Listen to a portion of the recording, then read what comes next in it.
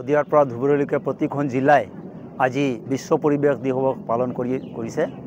আমি প্ৰতি বছৰেই এই কাৰ্যসূচী হাতত লৈছোঁ।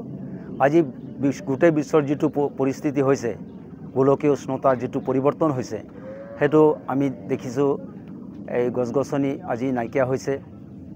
চৰকাৰে যদিও বিভিন্ন ধৰণৰ স্কিম হাতত লৈছে গছ-গছনি সুৰক্ষাৰ কাৰণে, কিন্তু ছাকচেছ হোৱা নাই, 100% ছাকচেছ হোৱা নাই। তাৰ কাৰণে আমি নাগৰিক সচেতন হ'ব লাগিব। গতিকে আমাৰ গ্ৰাম্য ঔষধ ব্যৱসায় সংস্থাই এই কাৰ্যসূচী বছৰে বছৰে কৰি আহিছে। মানুহ সুস্থ হ'বলৈ হ'লে ভাল পৰিৱেশ লাগিব, ভাল অক্সিজেন আজি অভাৱ হৈছে। সেইকাৰণে আমি গ্ৰাম্য ঔষধ ব্যৱসায় সংস্থাই এই কাৰ্যসূচীটো গ্ৰহণ কৰি আহিছোঁ। আৰু আজি আমি শিঙিমাৰী উচ্চ ইংৰাজী বালিকা বিদ্যালয়ত এই অনুষ্ঠানটো পাতিছোঁ।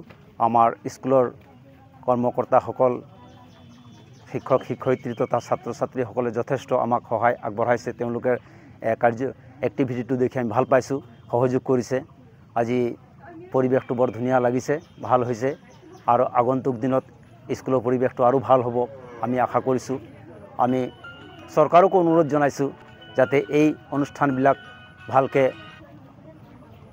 ছাকচেছ হ'বৰ কাৰণে চৰকাৰেও সহায় সহযোগিতা কৰে, অলপ লক্ষ্য কৰে।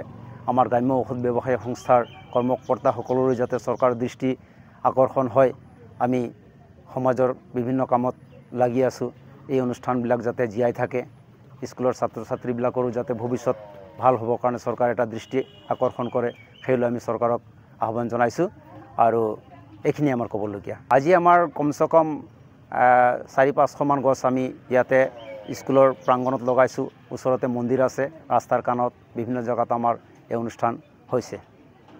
কৰাটো আমাৰ দায়িত্ব। আজি আমি যিখিনি গছ লগাইছোঁ সেইখিনি গছ-গছনি যত্ন কৰাৰ কাৰণে আমি ছাত্ৰ ছাত্ৰীসকলক জনাইছোঁ। তেওঁলোকে আশা কৰিছোঁ যত্ন কৰিব। তেওঁলোকৰ এক্টিভিটিৰ পৰা আমি বুজিব পাৰিছোঁ যথেষ্ট যত্ন হ'ব আৰু এইখিনি ছাকচেছ হ'ব বুলি আমাৰ এটা ধাৰণা। হয়, আমি অসমবাসী ৰাইজক এইটোৱে অনুৰোধ জনাইছোঁ, প্ৰতিখন অনুষ্ঠান অকল স্কুলেই নহয়, যিমান ব্যক্তি অনুষ্ঠান আছে চবেই যাতে এই অনুষ্ঠানটো কাৰ্যসূচীটো হাতত লয় আৰু তাক যত্ন কৰাৰ কাৰণে যাতে সচেষ্ট হয়, সেইটো আমি অসমবাসী ৰাইজক আমাৰ গ্ৰাম্য ঔষধ ব্যৱসায় সংস্থাৰ তৰফৰ পৰা আহ্বান জনাইছোঁ, অনুৰোধ জনাইছোঁ।